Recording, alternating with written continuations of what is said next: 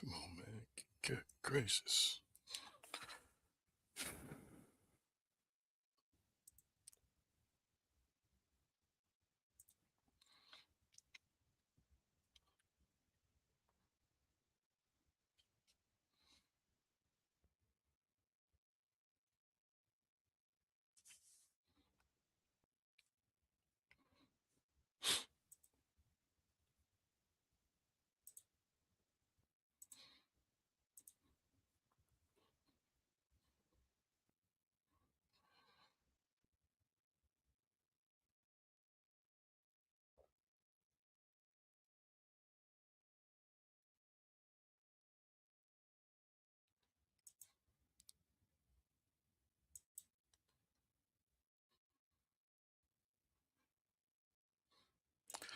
We're moving from YouTube.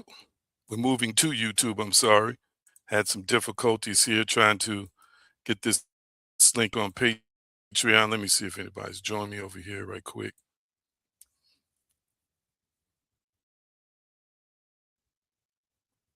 Real quickly, family. All right, let's see. Okay, there you go. You're in here. Thank you.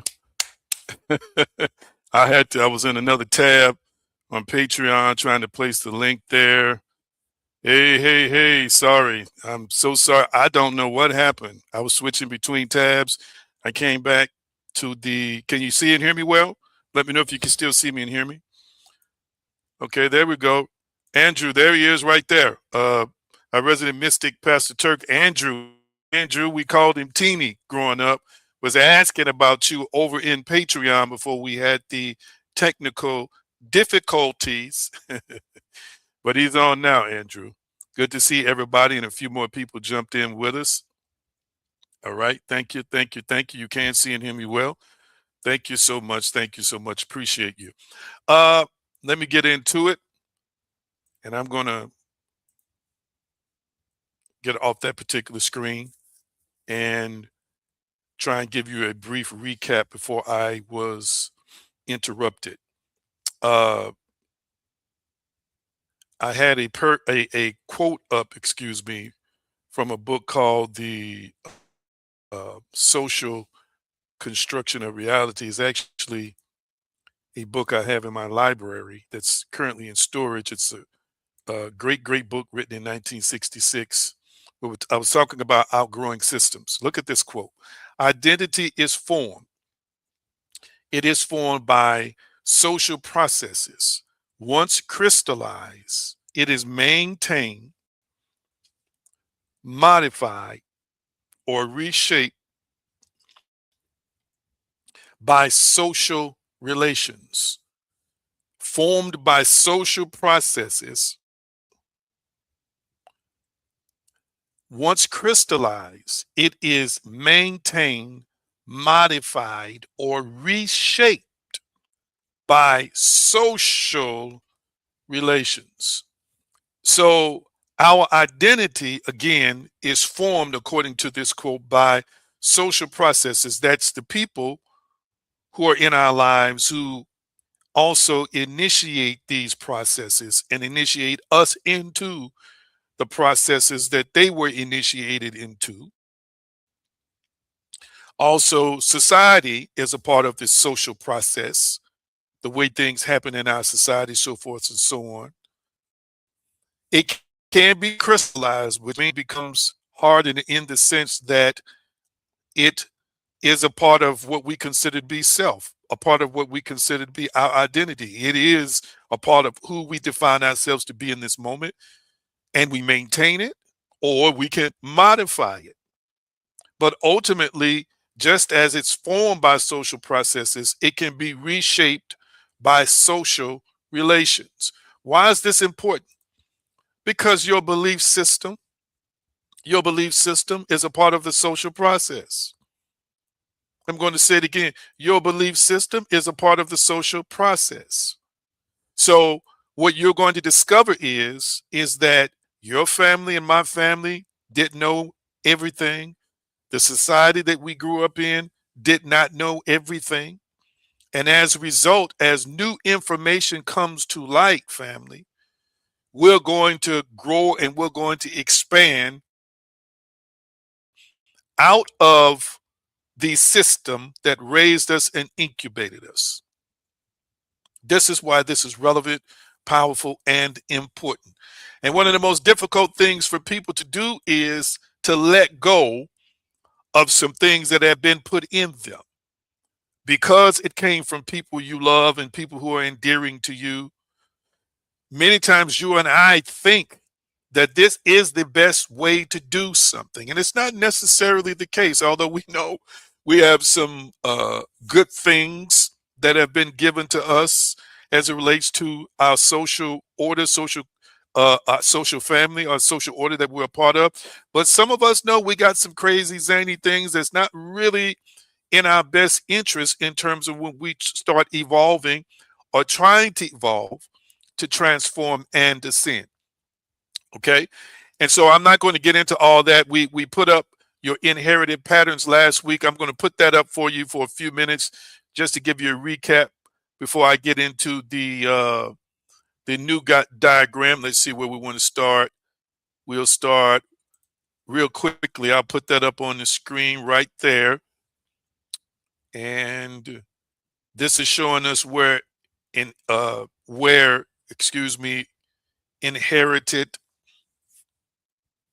identity comes from, where inherited patterns come from, inherited patterns that help form our identity and where it comes from. I always hate when this just does this.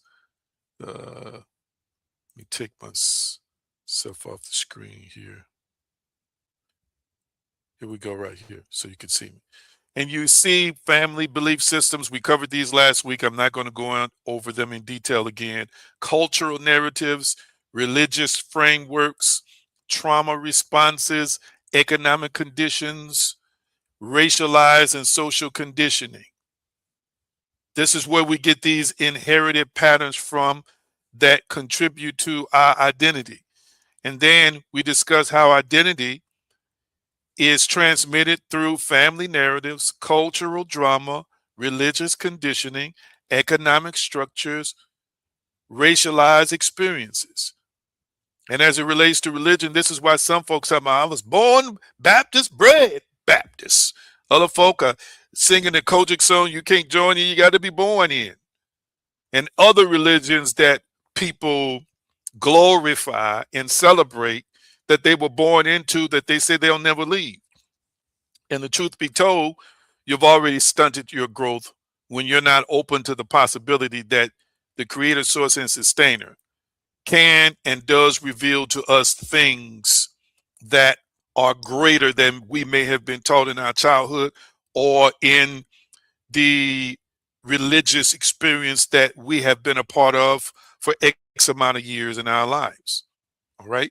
So the old environment resists the new self. I'm going to say it again. The old environment does resist the new self. As I stated last week, when you begin to change, systems do react. Somebody in the system recognizes when you change. I'm going to say it again. Somebody in the system is going to recognize when you change. Somebody in your family is going to recognize when you change. And we were coming from Romans 12:2, and my assistants can put that up on the screen if they want to, Romans 12:2. But somebody's going to recognize that you're not the same person you used to be. You don't quite fit that peg or that place on the ladder in terms of stair steps, or you don't quite fit in a hierarchy where you were once defined or placed or positioned. You don't quite fit the vibe anymore when you start growing out of a system where they could put their finger on you, where they could maneuver you a certain way, where they could deal with you a certain way. That changes. Okay. When you start growing and when you start expanding it, the first people who usually see it will be our family. There's going to be a reaction. And again, like I mentioned last week, families may accuse you of changing. They may accuse you of changing. Communities will subtly punish growth. Institutions may reward conformity over transformation, meaning they may decide in an effort to control you, they're going to start rewarding people around you for being, good little followers, of the teaching, or good little followers of the ideology, or good little followers of the structure or the infrastructure. Okay, so it is going to impact the interactions that we have and the people that are a part of the system that we are outgrowing.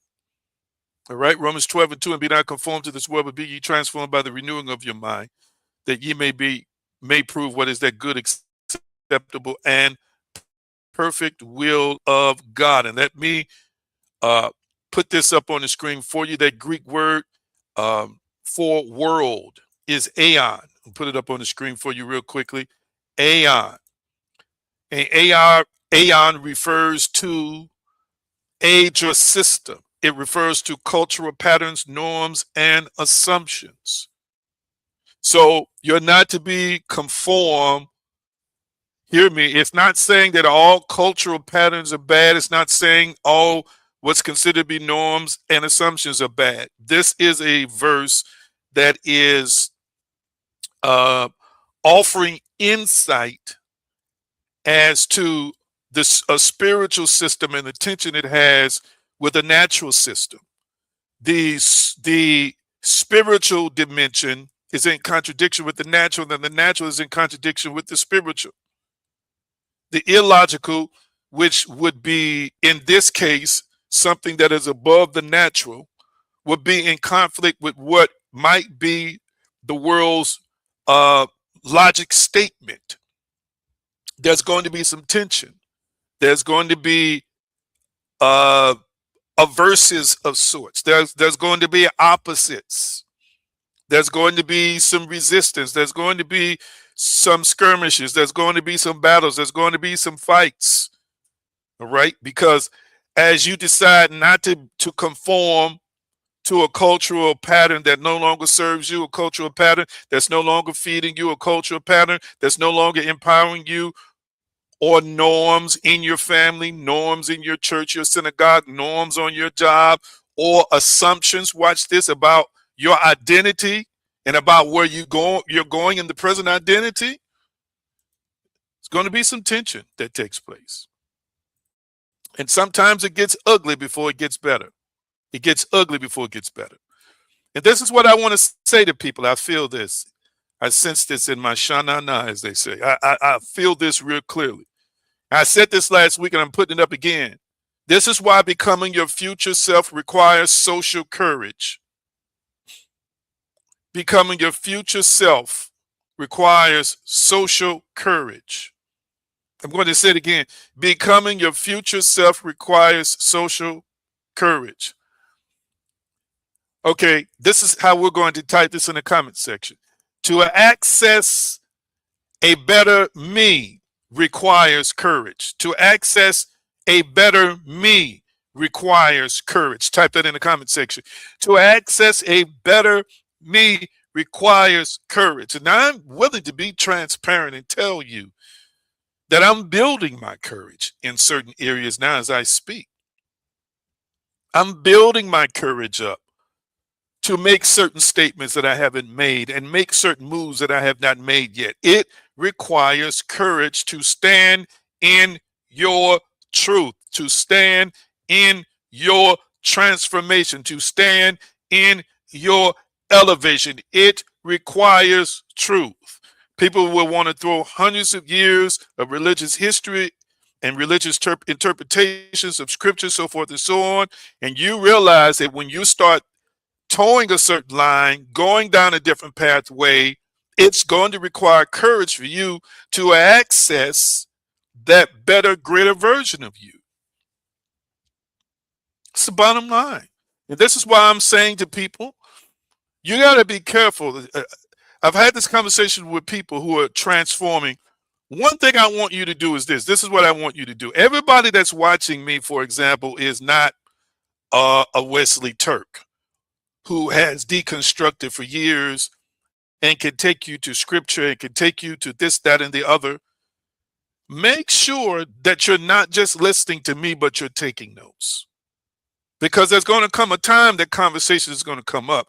And I don't want you to just quote me. You're going to get me in trouble. You're going to have these folks thinking I'm the one that persuaded you. No, you were persuaded by the facts that you researched on your own, even the ones I gave you, along with what, God, the creator, source, and sustainer has communicated with you, and you came to a conclusion that you recognize certain things were not authentically the creator, and you recognize certain things were not authentically inspired, and you recognize that what you have been taught is not truth. Am I making any sense? So you've got to prepare yourself. Don't just be quoting from what other folks say. Don't get me wrong. We quote the experts. Don't get me wrong. Now, you should quote the experts. But what I'm saying is don't get caught up in, that the text talks about zeal, not according to knowledge, or zeal without knowledge, or not having zeal according to knowledge. Because when you get in these conversations, you need to be able to adequately know what you believe and defend what you believe. Know what you believe and defend what you believe. My. Did I make sense? Talk back to me in the comment section. Did I make sense with what I just said there? Did I make sense with what I just said there? What I just stated right there? Did that make sense to you? So it's going to require courage. Hear me, and I share this with you. Deconstructing the inherited self means doing the work, means examining which beliefs were taught, not chosen, which fears were modeled, not discovered, which limits were normalized, not true. Lord have mercy. Lord have mercy. Let me see here. I don't want to get stuck here. I don't want to get stuck here. This is what I want to do right here. This is what I want to do right here. Because the points are so profound, I could be talking about those three for the next few minutes. Here's a question. Here's a question in that series of statements that I just made. Here's a question.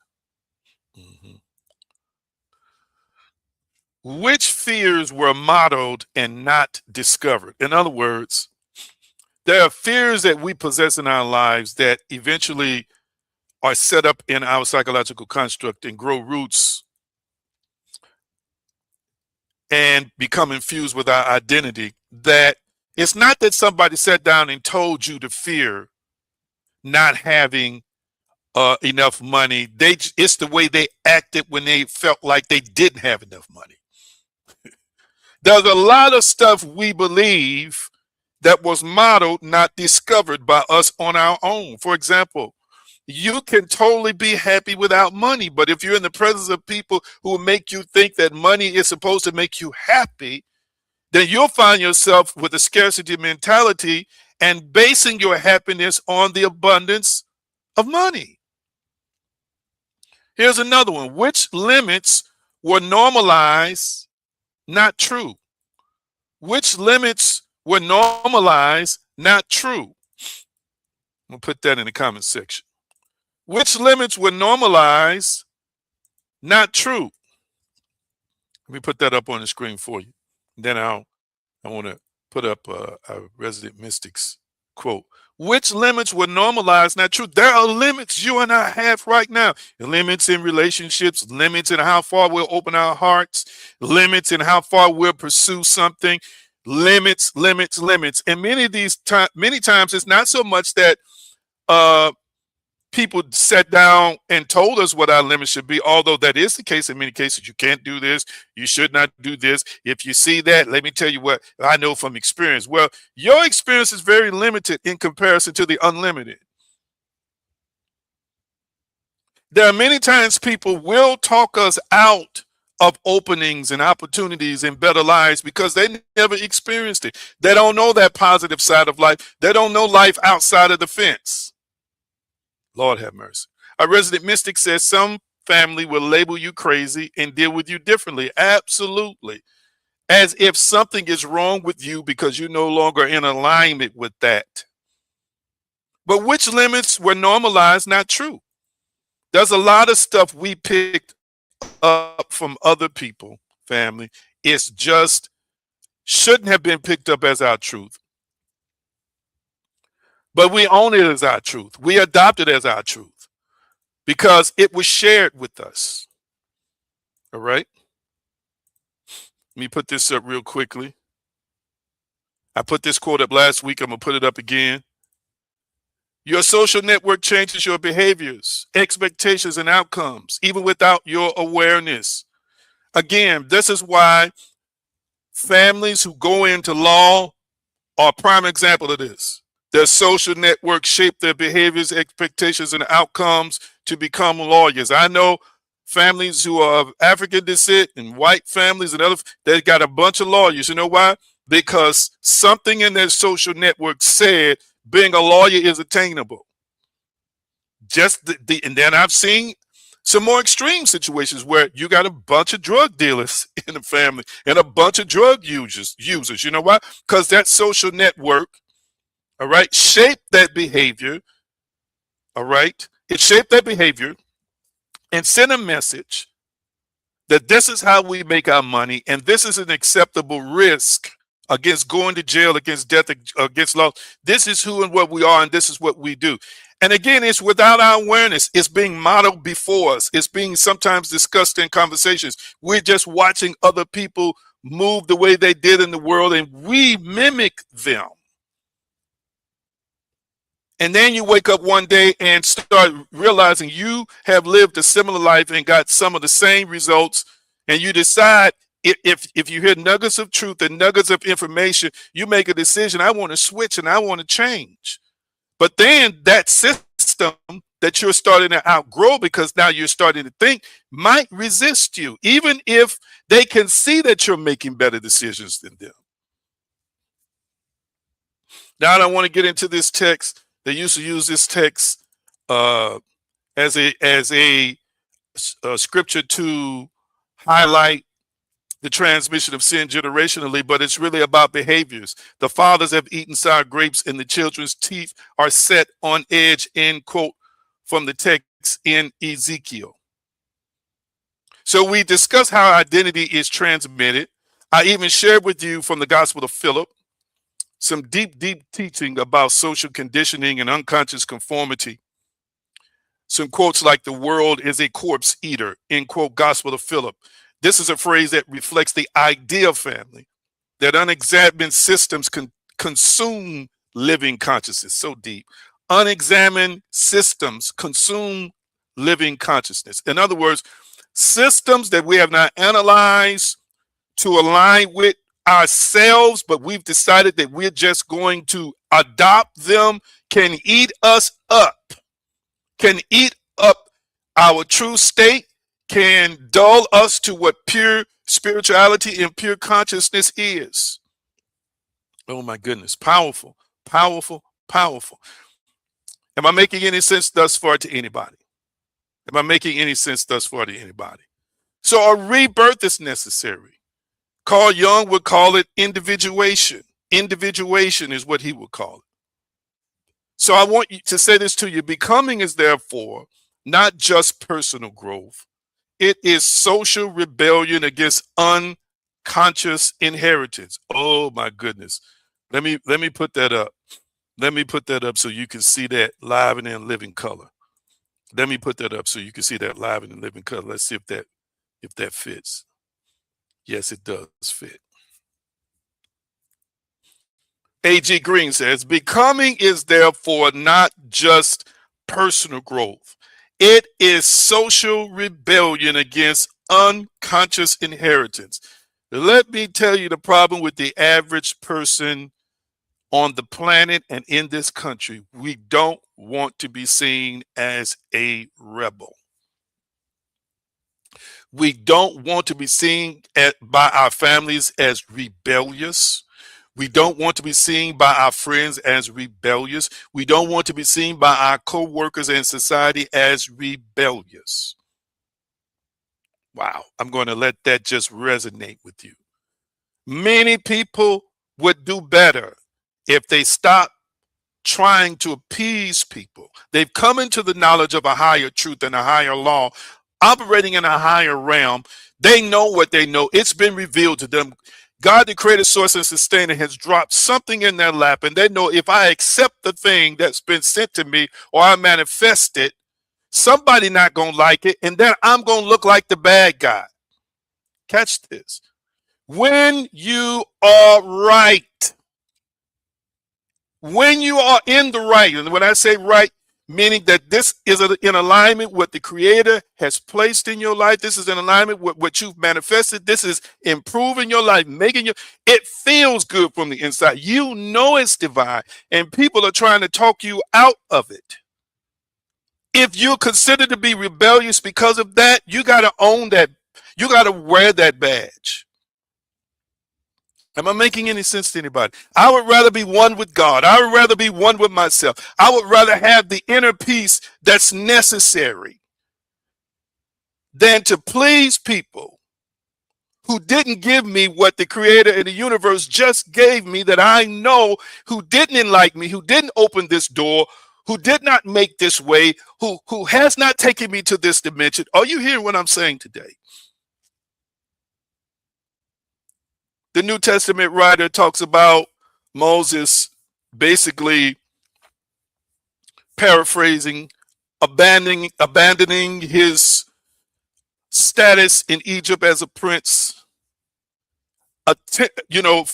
Instead of being there permanently, he decided to abandon them. He had traded permanence in for something, temporal for something permanent. We've got to understand that there are going to be times in your life where you're going to be just as right as Dr. Martin Luther King Jr. You're going to be just as right in knowing as the great Malcolm X. You're going to be just as right in knowing as the great Nat Turner.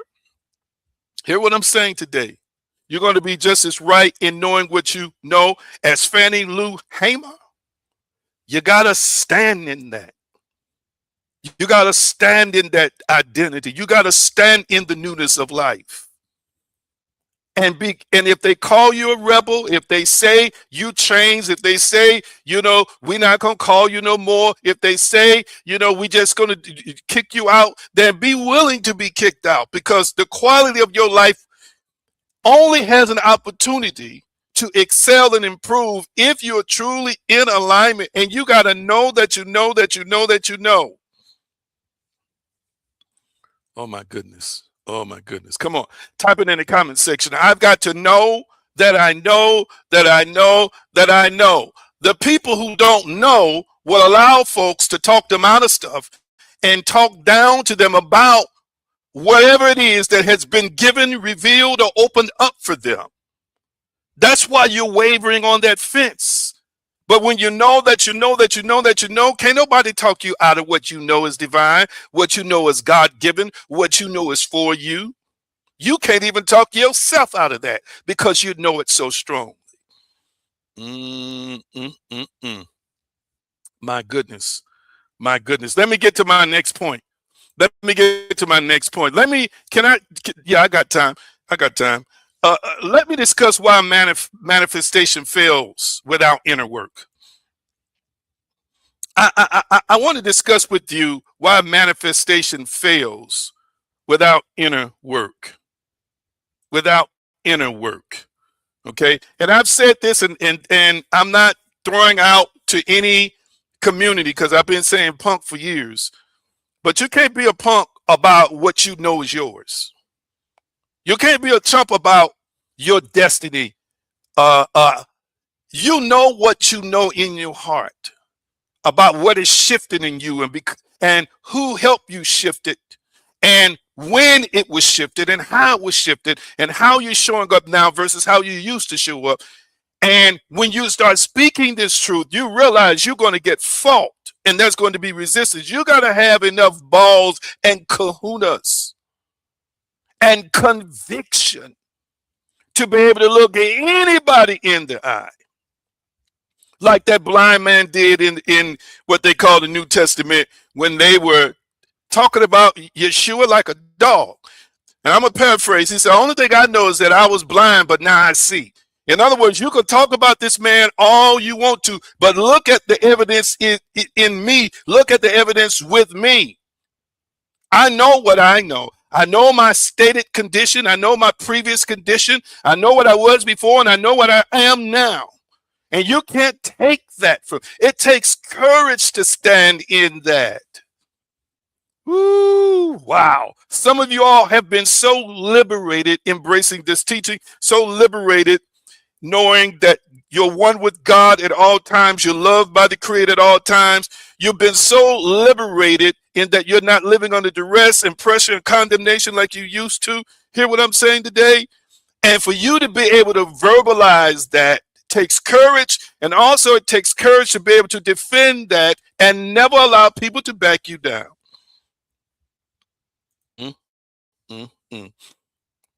Let me see. I think I'm going to get into the first one today. I got some time left. What time? Let's see. Okay, yeah, I got 37 minutes left. Why manifestation fails without the inner work. Why it fails without the inner work. I like what the book says. The book says the double-minded men are unstable in all their ways, or King James Version, a double-minded man is unstable in all his ways. Yeshua said no man can serve two masters. Two masters. I want you to realize that from every discipline, clinical psychology, trauma research, behavioral science, and metaphysics, the same conclusion emerges. The same conclusion emerges. And let me tell you what that conclusion is. This is what that conclusion is. Unintegrated inner structures sabotage outer change. When we don't integrate the new truths, the new principles that are shaping and making and recreating our identity, hear me, when they're not fully integrated, it will sabotage change. This is why the big C is important to me. What's the big C that I've talked about for a few years now? What is the big C that I always talk about? What's the big C? Come on. Y'all know what it is. What's the big C that I've emphasized in various different kinds of, it's the C word. You know what I mean? The C, what's the big C word that I have emphasized for some time now that is key to integrating, key to elevating, key to transforming? There you go, my Chrissy, there you go. Consistency. Consistency. Type in the comment section, consistency. I feel that while I'm talking. Consistency. It may take a couple 1,000 years, but it has been shown from topography and geological studies that water will wear down rocks because a consistent flow of water will erode rocks over a course of time. I want you to understand this is why you've got to do the work to stop starting and stopping. If you're assuming that greater version of you is here and now, and you're allowing the characteristics of that better version of you to be displayed by what you do when you get up in the morning, what you do to stay in touch with your inner self throughout the day, and the way that you structure and order your life, you can't just pick that up and put it down and pick it up and put it down and expect that you that's already doing these things is going to emerge fully, because it's not. Consistency, family, is the key. And yes, we get off the wagon, but we get back up. We fall down, but we get back up. What I'm saying to you as a form of encouragement is, what I'm saying to you now as a form of encouragement is, you and I must decide within ourselves something we can do consistently that's a part of the higher version of who we are, that opens the door to better thinking, better decisions, better outcomes. And no matter what it takes, we're going to do it consistently, even if folk think we're crazy. Becoming is therefore not just personal growth, it is social rebellion against unconscious inheritance. Oh my goodness. You are literally rebelling against people who are incompetently unconscious. They think you're unconscious. They're the ones that's really unconscious. And you're listening to some of these people, and if you listen long enough and don't have a deep enough conviction, they'll have you thinking you're wrong about the wonderful shifts and changes you've seen in your life. Ooh, my goodness, my goodness, my goodness, my goodness. Number one, and I think I listed 4 why manifestations fail without inner work. It's misaligned identity. Let me put that up on the screen. Misaligned identity. Sorry about that. Where is that at? Misaligned identity. Can y'all see that? Let me pull up the first thing we're going to look at is misaligned identity. Misaligned identity. I want you to type that in the comment section. Misaligned identity. I'm going to see if I can get through 2 of these today. I'm going to see if I can get through 2 of these today. Let me see it come up in the comment section. Misaligned identity. Let me tell you, family, consistency has done remarkable things in keeping me alive and remarkable things in keeping me connected with my inner self and keeping me connected with the divine, with the creator, with God, as well as a few other things that I have been blessed to achieve in life. It's because of a consistency in thinking, imagining, speaking, a consistency in behavior, a consistency maybe in study and research, a consistency in my pursuit. We've got to be consistent. Misaligned identity. Look, you can see it on the screen. Under misaligned identity, you may desire abundance, intimacy, leadership, or peace. But if your identity is still organized around survival, unworthiness, hyper-independence, self-protection, then success becomes threatening. Success becomes threatening. Now, as I was studying this weeks ago, I put this together weeks ago. Y'all know I like to do my stuff. You know, it's better for me to just do it in advance. There's a word that jumped out at me in that list that I needed to take a closer look at. And it really was very, very interesting. I'm going to break it down for you. As a matter of fact, I'm going to ask you before I put it up on the screen, is there something in that list that jumped out at you personally? Type it in the comment section. Is there something in that list that jumped out at you personally? I'm curious. Is there something in that list that jumped out at you personally? And then I'm going to put up the definition for this word. Is there something in that list that jumped out at you personally? And just put it in the comment section. You're in a safe space and a safe place here. I'm curious to see. Anything jump out at the list? Out of the list, excuse me, at you?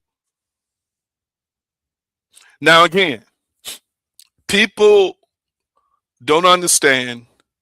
They think I can just, you know, or I can run the floor. And let me preface this statement. Let me tell you why I take these perspectives, these angles, look through these lenses at these kinds of subjects. Because religion teaches you, it talks about faith, but it also encourages codependence.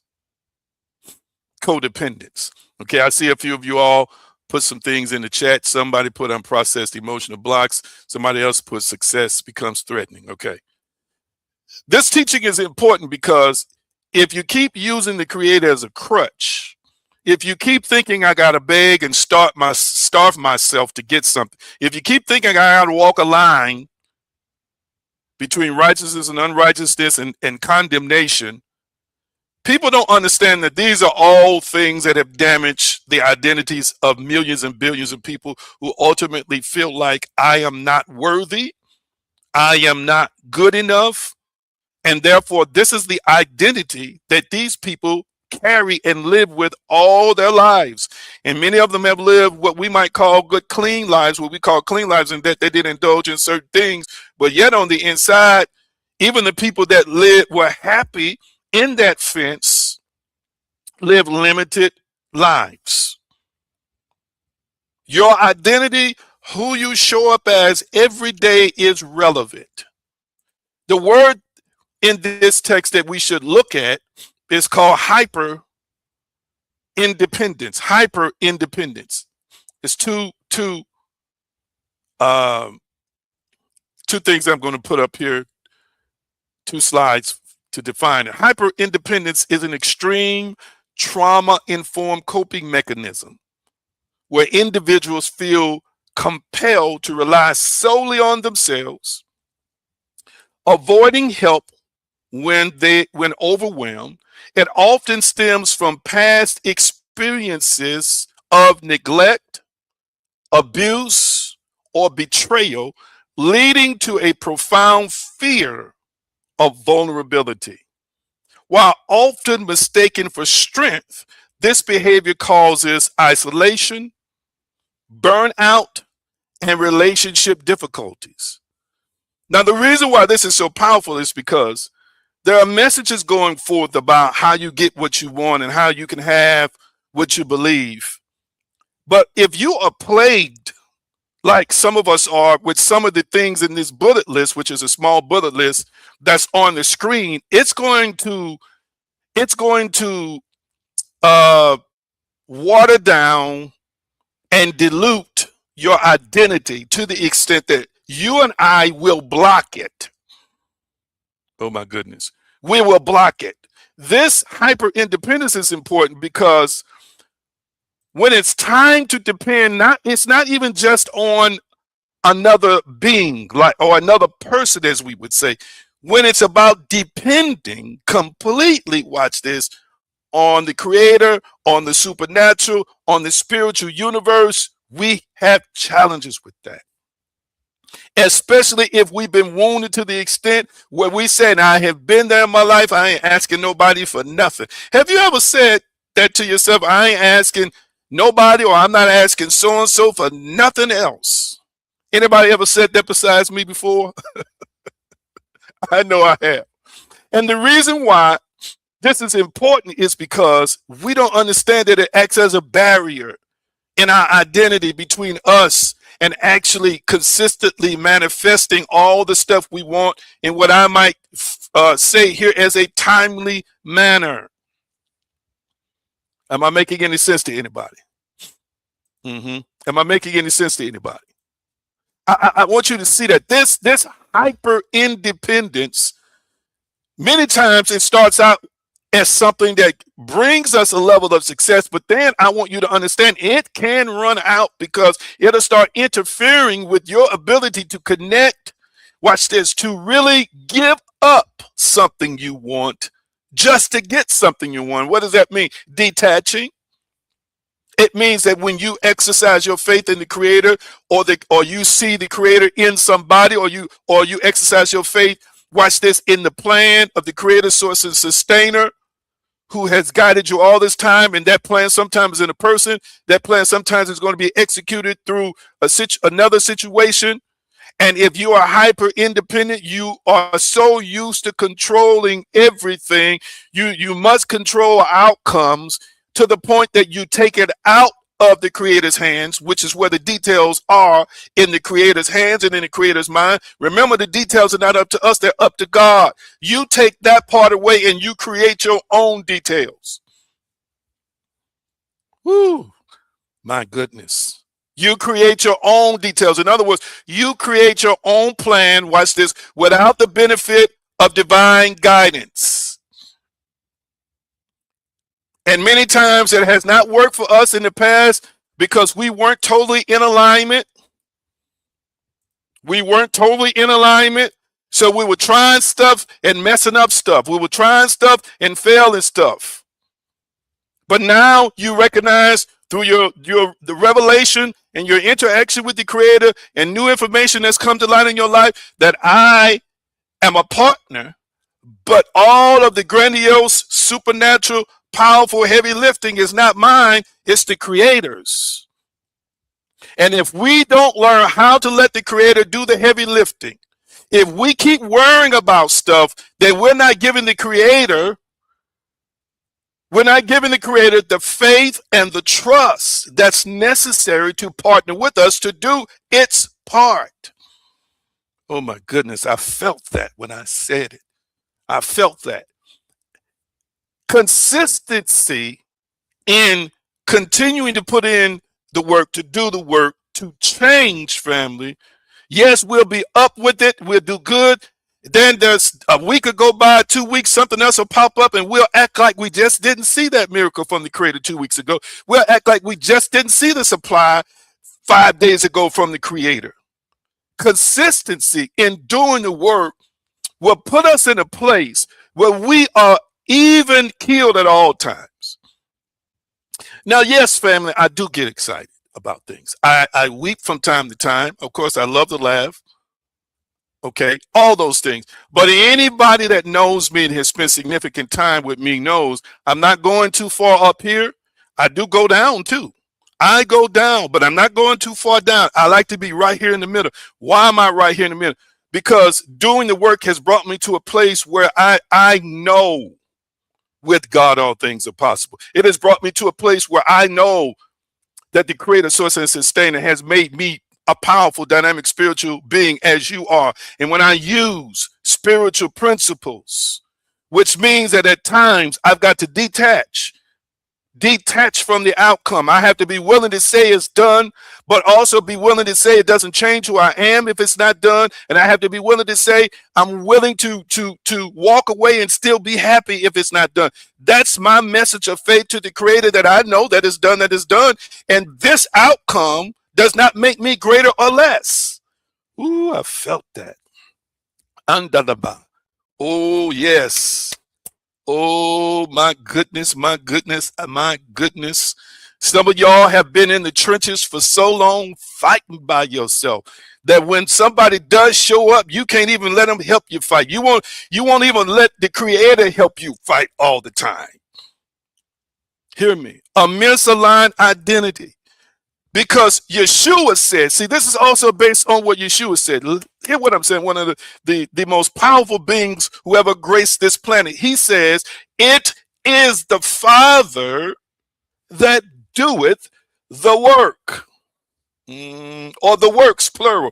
It is the Father that doeth the works. I have to keep reminding myself as this is reintroduced to me, and then at the same time reoriented and represented, that the Father represents the divine. It represents all power. It represents unlimited access to power. That's who's really doing the work. When I imagine it, when I visualize it, when I see it, when I declare it, when I decree it, when I meditate on it, come on now, when I'm praying and I turn it over, hear me, I turn the vision over. Hear what I'm saying. I turn what I just created or what I just co-created and co-manifested over. And I don't worry about the details, because the details are in the hands of a supreme being that's in all and all is in it, who has more than enough power to do whatever it is that's necessary that I have co-signed on. So when your identity is misaligned, family, when your identity is misaligned, and let me put this up on the screen, make sure I made all the points. When your identity is misaligned, if you're still, watch this, identifying with survival, that's a misaligned identity. How can you have more than enough if you're still associating with survival, just getting by. Unworthiness, again, hyper independence and self-protection, always trying to protect your feelings.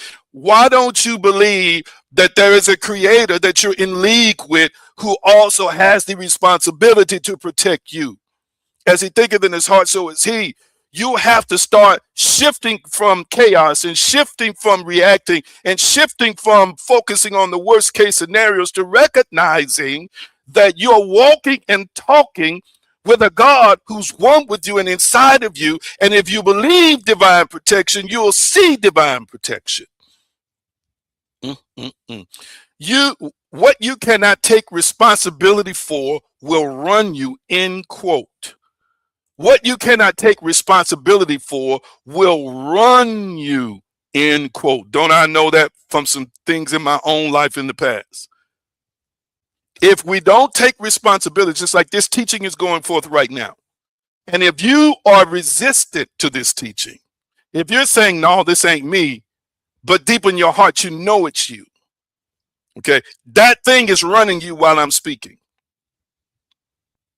That thing is running you while I'm talking. That thing is running you while I'm pouring my heart out to you.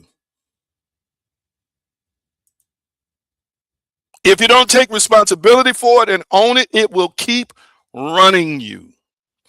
Oh my goodness. Oh my goodness. Let me get to the next one. Unprocessed emotional blocks. Unprocessed emotional blocks. Trauma research, family, is unequivocal. Unresolved emotional memory shapes behavior automatically. And matter of fact, let me stop there. Matthew 6:24 with misaligned identity. No man could serve two masters. Let me finish this up. I got some more notes here I want to get out. No man can serve two masters.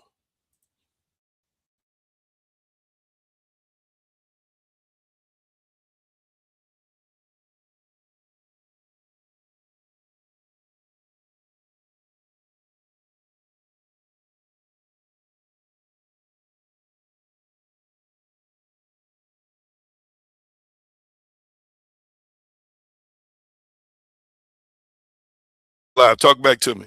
There it is. It came up. You cannot serve two masters.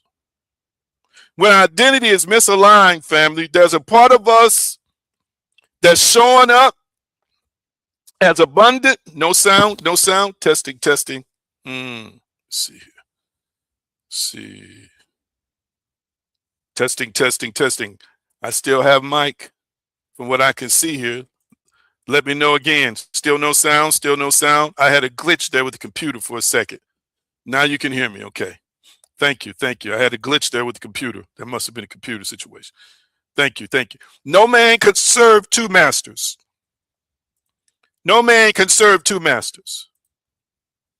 Okay. I love me. I hate me. Two different masters. He loves me. He hates me. Two different masters. I am favored. I am not favored. Two different masters. I am too young. I am too old. Two different masters. I can do with God regardless of what I'm facing. I can't do because I don't have an education and I don't look good enough. Two different masters. Hallelujah. So you're saying stuff that you don't even believe. You're affirming and confessing stuff that you don't even believe. And there's always this constant inner battle going on. Listen, family. Listen, at some point in time, you have to turn the tide in that battle. You can quote scripture after scripture if you want to. Yes, you can. You can quote as many scriptures as you want. You can say as many things positive as you want, but until you started really seeing yourself as that and make a decision that you are that, family, you're not going to be that. You just have to make a decision to the point of delusion. Am I making any sense to anybody? Last night with my love, I was watching a Mike Epps special. Mike Epps special. And Mike Epps talked about delusion at the end of his special. And he was sharing his journey from the streets of Indianapolis to jail, to the movies, to where he is today. And he developed a faith. Once he embraced his identity that I am a comedian and I am a successful comedian. Once he embraced his identity, yes, ahead of him, he had a hard, challenging road. But doors kept opening one after the other, after the other, after the other, because he kept showing up every day as this comedian. This is who I am. This is who I am. This is what I want to do. This is how I'm living my life. And because he kept showing up as that every day, doors opened. Hear what I'm saying today. Because the creator and the universe are listening and watching. When you show up in identity, I want you to really understand this. Thank you. Thank you. I hear something. I want you to understand this. Remember, I told you this works in a negative sense too.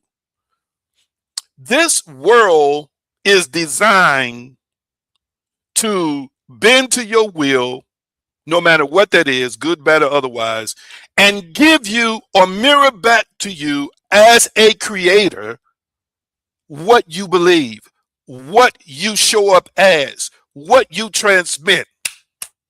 Come on now, somebody. Come on now. I need you to hear me. If you are, and I want to make some points, if you are pissy and pissed off and mad and enraged all the time, that's why you're manifesting so many pissy, pissed off, enraged people. You know why? You're putting it out there. You're saying you're using your divine power that is recognized by this universe, and the universe itself, which is conscious again, which is made up of God, just as God is a part of you and in you and one with you. It is a part of the same universe, and regardless of whether it's beneficial for you or not, it's going to bend to your faith. It's going to bend to your energy. It's going to bend to your desires. So these things keep popping up because this is how you show up. And when you show up like this, the divine energy and the divine power that is still one with God, that is creative and has manifesting abilities, again, the world says, I got to give him or her according to what they showed up as. This is why, again, it is according to your faith. I'm going to say it again. It is according to your faith. So be it. It is according to your belief. When you believe something and it has a component of conviction, which is the only way real faith is, you're convicted, have a conviction, and you know it.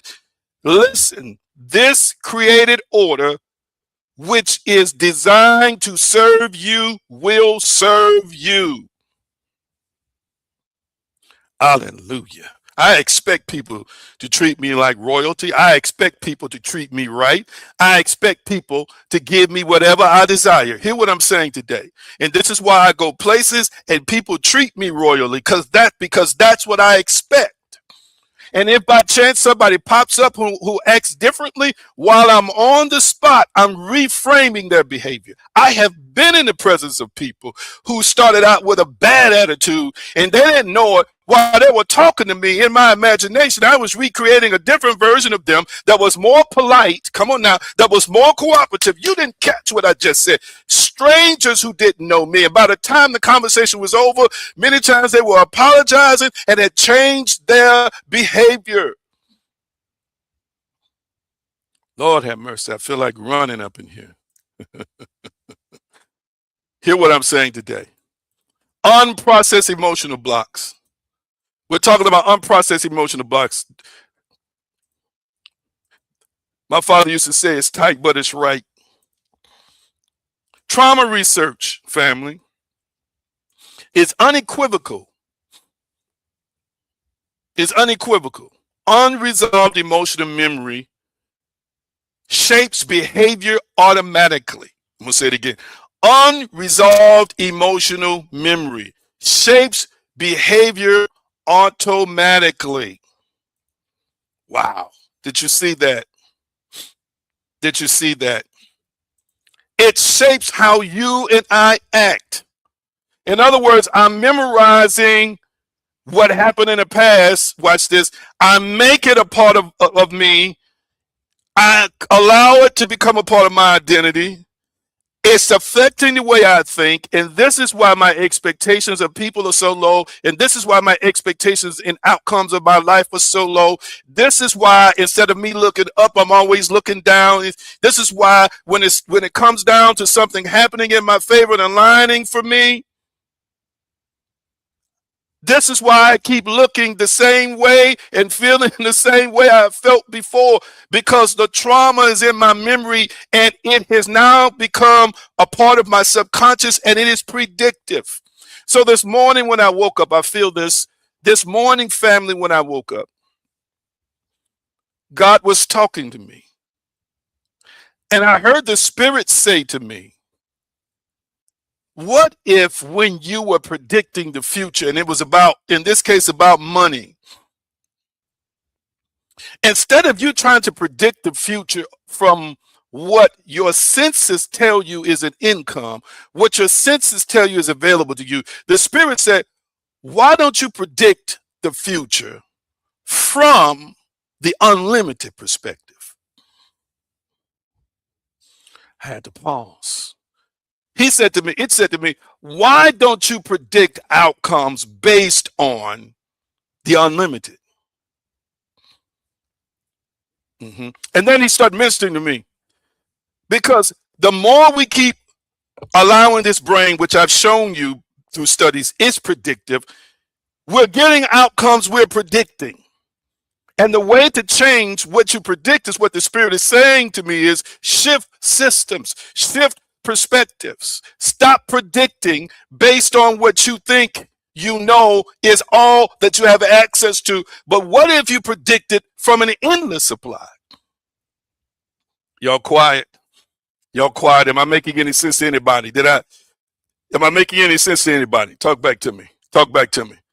So in other words, you see this coming in, and this is what they teach us through sense-ruled education. All right? Count your pennies, count this, count that. When we're counting up the counts, we're counting up based on visible material. But the Spirit said to me, but what if you change the way you predict it? What if you decided that I'm not going to predict an outcome? Hey, what if I'm not going to predict an outcome based on a few $100s, a few $1,000s, or a few band-aids, or a few limited opportunities that I see my way, or a car that I think and that I'm predicting is affordable, and from my prediction I'm manifesting it, I'm literally aligning with what I predict. What if I predict, or what if you predict from the unlimited? Come on now. I want to cry and I want to run at the same time. Am I by myself here? Am I by myself here? It's memorized. It represents the past. It represents the past. It represents something that really only exists in the present when we give it life in the present. That bad situation is only here when we allow it to surface and come up in memory. This is the quote.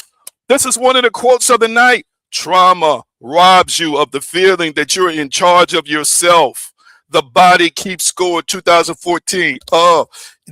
When I saw that quote earlier today, it has been in my notes for weeks, but I go over my notes, and actually I saw it recently, I think a week or two ago. It's registered with me because there have been times that my trauma had me feeling like I wasn't in control.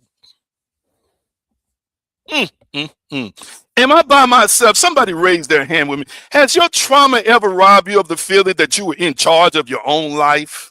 This is what I'm trying to teach us all. You are in control. The trauma talks you out of it. a memorized traumatic event, a memorized failure, hear what I'm saying today, that no longer exists in the present, hear me, will control us in the present and make us feel, because that happened last year, the year before last, or 5 years ago, that you're going to get the same outcome this time. It's like you can't control this.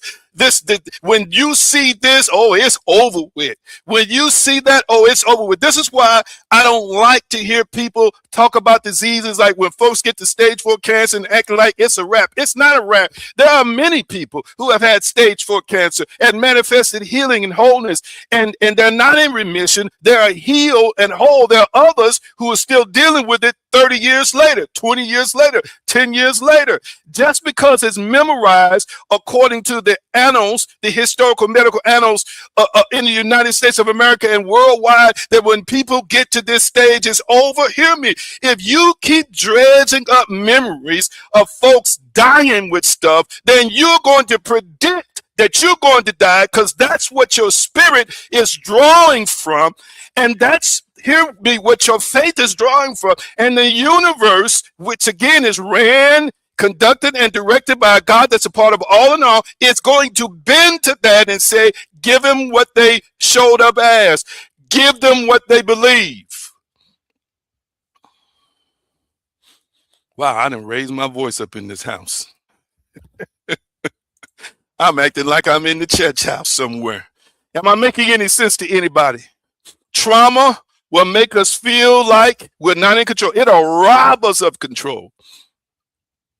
And it feels so real, excuse me, because once those chemicals start creating that negative, derogatory, sad, in the dumps, sometimes people go limp and stiff. Did you hear what I said? It's like darkness in every cell. It's like darkness in every muscle. It's like darkness is in your bones. Come on here. You feel it from head to toe, from your toes to the crown of your head. Hear what I'm saying? And in that moment, fear or rejection or distrust or anxiety, we go to that high beta state, and we can't even make good decisions. Hear me. Based on a memory, based on something that happened then that only exists in this moment now because you recalled it. You called it back up. I called it back up.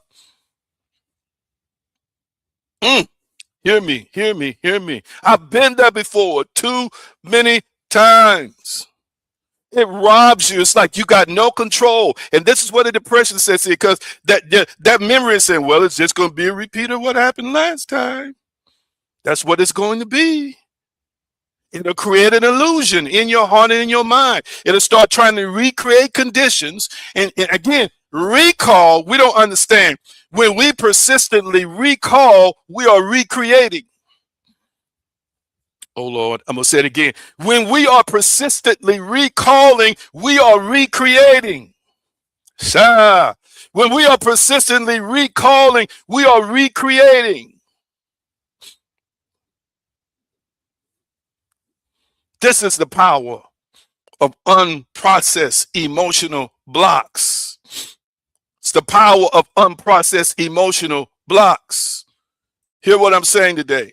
And unprocessed emotional blocks leads to unprocessed shame, fear, or grief. And it creates, watch this, avoidance.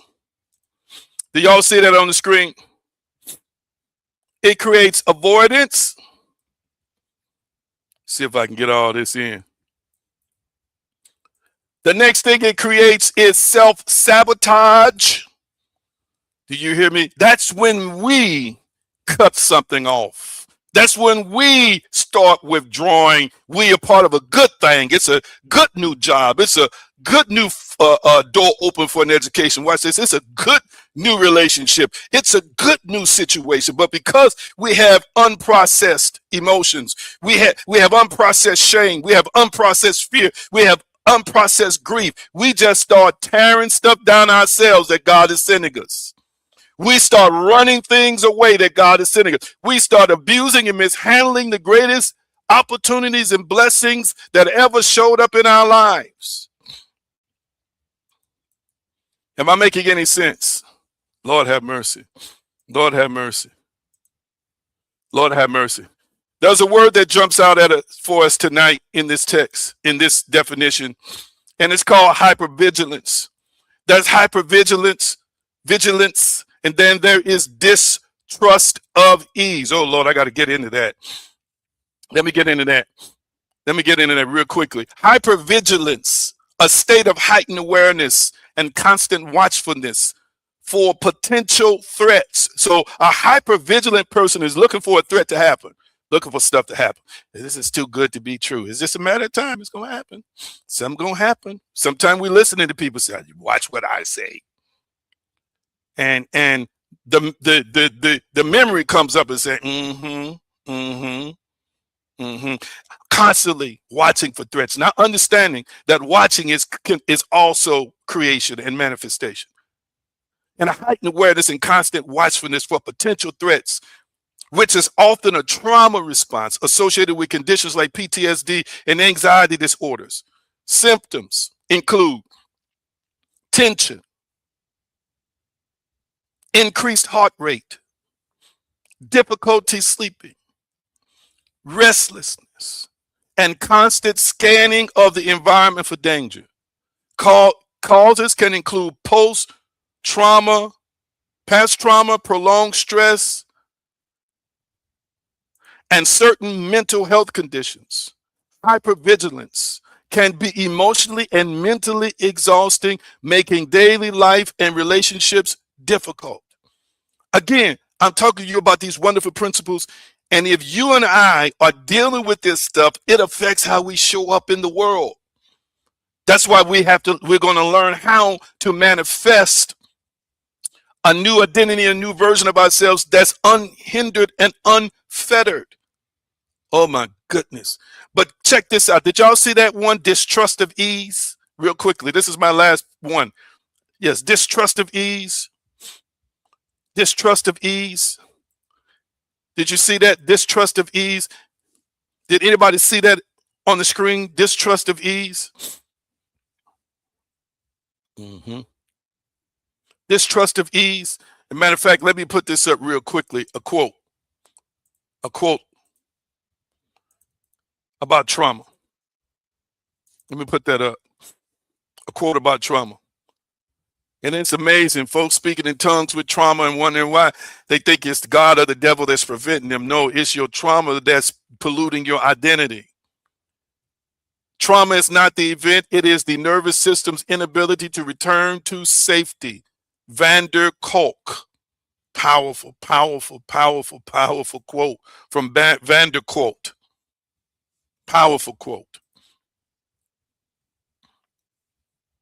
And I'm almost done. Let me put up. So you saw that definition of trauma not returning to safety. You saw that. Let me put this up. But the first thing I want to say about distrust of ease. Distrust of ease, family, is about, again, when things are going good. Watch this, watch this. Have you ever, y'all talk to me, have you ever needed rest? Have you ever knew you needed rest, but start resting and then it felt like I just gotta do something? Has that ever happened to you before? It's happened to me. Or have you ever felt like because maybe you were short financially, this, that, and the other, and you knew you deserved a break, but as soon as you took a break, you couldn't take a break because you just had problems being at ease and felt like I ought to be doing something, I should be doing something, I gotta be doing something? Have you ever started resting and then start questioning your character because you were resting? Now, you done been through all kinds of stuff. You done all kinds of things. You've experienced all kinds of fights and battles and challenges. And then you get an opportunity to rest and you can't rest. Some of y'all busy from sun up to sundown, but you can't watch TV for 2 hours without thinking you need to get up and do something. Is it possible that you have an innate or an inner distrust of ease? Do you realize that's connected to something unresolved emotionally. You know, we're taught in this country, people who sleep too much are lazy, or if you're resting too much, you're lazy. We interpret the text from the scripture and think it's really God calling folks lazy because they're resting. And some people just don't feel comfortable without chaos. They don't feel comfortable without drama. Did you catch that? They don't feel comfortable without something falling in on them. So it's like when things start clearing up, when things start getting better, they just still feel uneasy. Sometimes they think the uneasiness is somebody or something else, but it's really them because they haven't learned how to trust that they are worthy of easy. They are so addicted to hard that they can't embrace ease. Your nervous system, family, can be addicted to hard. It can be addicted to challenge. It can be addicted to struggle. You may want more, but your nervous system may not feel safe receiving it. I want you to understand depression is like a form of addiction. There are neural patterns in your brain that have been formed years and years in our brains, whenever we're experiencing any state, including depression and anxiety. To the point that it becomes a state that we're used to. Did you hear what I'm saying today? Some of y'all not used to being treated like a king. When the queen shows up, you don't know how to deal with it. And vice versa. You're not used to being treated well by a king. Some of y'all not used to having excess and extra. You're used to the struggle. Feels like something wrong when you're not struggling. Or feels like something wrong when you start finally looking at yourself in a positive light more consistently. That programming that's used to you hating yourself and dragging yourself down and always being hard on yourself and saying, hey, something wrong with you. This is not right. This just don't feel right. This don't feel like us. I just don't feel like myself. Hear what I'm saying today. When you are getting better and you hear a voice and start feeling like I don't feel like myself. No, you don't feel like yourself because that old you that was self-sabotaging and had all these emotional blocks, it's starting to heal. You're starting to shift. Come on now. You're not supposed to feel like you used to when you're healing and getting better and change is happening. Ooh, I felt that. Hey, my goodness. Who is the Spirit speaking to? Who is the Spirit speaking to? You may want more, but your nervous system may not feel safe receiving it. We didn't realize that our nervous systems are operating in a pattern, mine included. And I'm still working on me. When that darkness comes from those thoughts, I told you months ago how I have improved. I start replacing it with certain emotions, but even here just recently, I had to do some more inner work. Okay, because that old programming that had all those neural patterns or neural grooves or grooves forming in my brain was trying to get some more traffic and take me dark. So I consistently had to combat it. Catch what I'm saying today. This is a nervous system thing. And as a matter of fact, if you have not read my article, there's an article, several parts on relationships, and it talks about emotional regulation in Patreon, family. Make sure you read it and share it with your friends. It's powerful. You're going to see the concept of love and togetherness and other things in a different perspective as it relates to that article. Check this out. I'm going to put it up and I'm done. You may want more, but your nervous system may not feel safe receiving it. And I just want to encourage some good people in a moment to understand,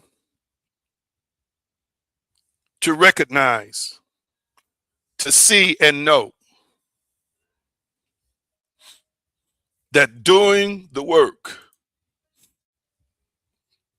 Did I make a point tonight why doing the work is so powerful? I got two more points to make out of these four. in the upcoming weeks. But do you see, are you understanding why doing the work is so important and how it connects to manifestation, how it connects to you not only living the life of your dreams, but seeing the life of your dreams come to pass in your life? Do you see it? Do you see it? Hear me. What I'm doing today is I'm pointing these things out because we are learning how to bypass all that. But you still must know it exists and how it has been impacting your life. This is why I'm bringing these things up. So you can say, oh, I remember that. Oh, I felt that. Oh, yes, yes. It has interfered at times with things happening on our behalf because we had some things within ourselves that acted as a blocker. Mhm. The inner work is important. We got two more that I'm going to deal with. The inner work is important. Come on, deal with your emotional blocks, deal with your misaligned identity. I don't know about y'all, but I'm ready. Maybe it has something to do with my chronology, which I don't give a lot of time and attention to people's defining uh, who I am at this chronological age. I really, really don't. But I'm just at a place, at a stage in my growth that I want to know the divine. I want to know God. I want to know the Lord in a deeper, more intimate way. And I want to know and exhibit so profoundly that it not only changes me, but it changes others.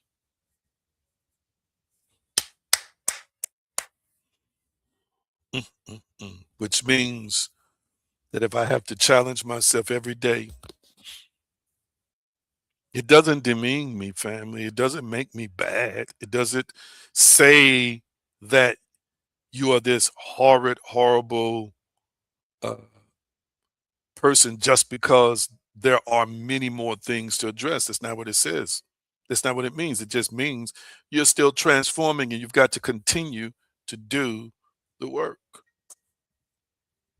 And as you do the work, your identity changes.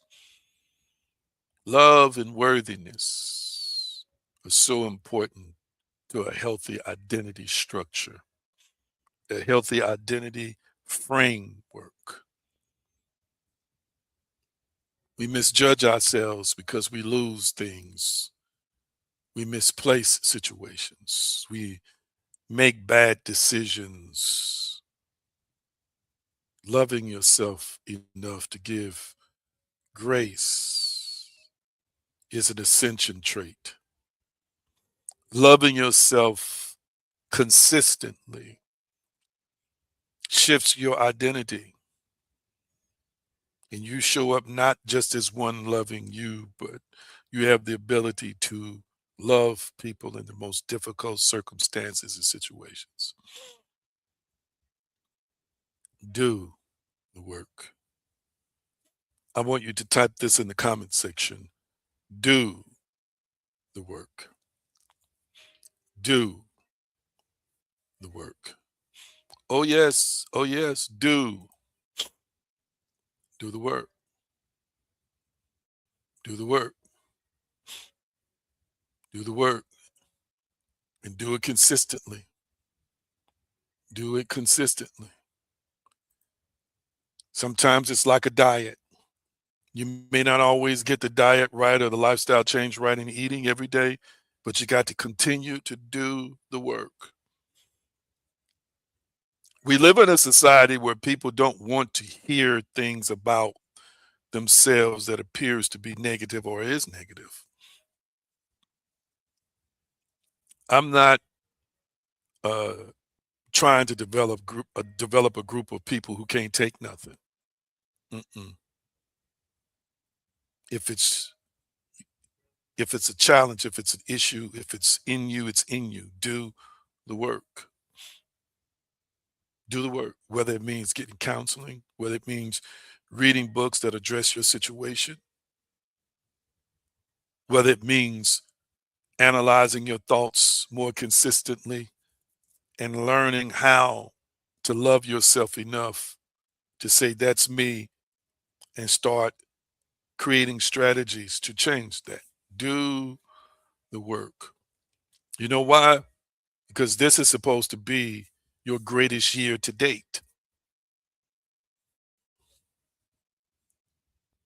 It's supposed to be your greatest year to date. And the way that happens is because we are doing the inner work. Almighty, I'm thankful for everybody who's watching me right now. Thank you for what their eyes have not seen and their ears have not heard, and what hasn't entered into their heart. What the Creator, the Source, the Sustainer of all has in store for them. Higher, greater versions of themselves that are fulfilled, that are loved, that are at peace with themselves and peace with others. Abundance. Abundance is who they are. Abundance is their natural state of being. Love, forgiveness, prosperity in all forms, relationships, prosperity in their thinking, supernatural healing of the body. Almighty, let the fighters who are fighting themselves and others unnecessarily lay down their weapons and surrender to doing the work. Let those who are in the fight or flight stage at all times do the work, that they might rest and relax in what's already finished and what's already done. Almighty, let those who struggle with opening their hearts up to love, connection, and trust. They're so used to operating from memories that they struggle to make new ones. Let them release the past that they might create anew in the present. Oh, I thank you, I thank you, I thank you, I thank you, I thank you for radical healing, wholeness, transformation, elevation. Thank you right now for an abundance of love and an abundance of supply of every need and every desire. And by faith, above all other faith, we remember the name, the power, the way, and the consciousness of Yeshua, and we declare that it is so, and so it is. Well, you're blessed tonight, and I hope if you're blessed that you share an offering, share a donation tonight. But who was blessed tonight? Who was blessed tonight? Talk back to me. Who was blessed tonight? And I'm going to release you. I'm over time again, but I did have to bypass or go through some technical difficulties. But tell me how you're feeling. Tell me how you're feeling tonight, real quickly. Were you blessed? Were you empowered? Were you blessed and were you empowered? Talk back to me. I'm going to jump off here. Were you blessed or were you empowered? Yes, I know that some virtue has gone out of me. I feel the tiredness and the fatigue from releasing, from giving from my heart, from my spirit essence. Mhm. Yes, yes, yes. Thank you, thank you, thank you, thank you, thank you, thank you, thank you, thank you, Chris. Anybody else? Anybody else? There is a presence in you and a presence with you right now. Allow it to do its work.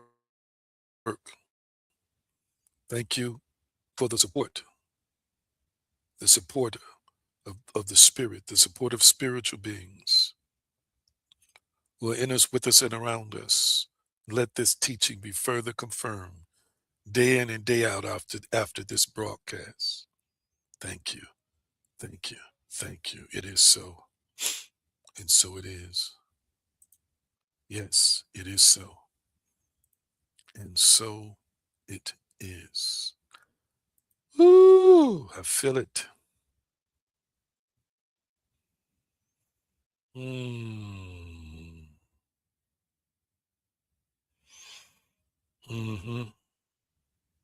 Yes, yes, yes. Shalom, shalom, peace, wholeness, and prosperity. Nothing missing and nothing broken. Thank you, thank you, thank you. Love you so dearly. Do. Thank you for being a part of this journey of awakening and transformation. Support the Light Through Revolution, Inc. by liking, sharing, and giving. Cash App $AG Green and $AG Green Enterprises. You can also give by Zelle. Anthony G. Green at hotmail.com is what you use. And Chime, $Anthony/Green/336. If you haven't joined as a member of Patreon, now is a good time. We're a spiritual community that's evolving, transforming, and ascending. If you like what you have seen and heard, connect with us. It's time to vibe with your tribe. Also take time to visit theaggreen.com for the latest developments and just explore divinespeciesshop.com for spiritual tools to elevate your life. Your love and support helps keep this mission alive.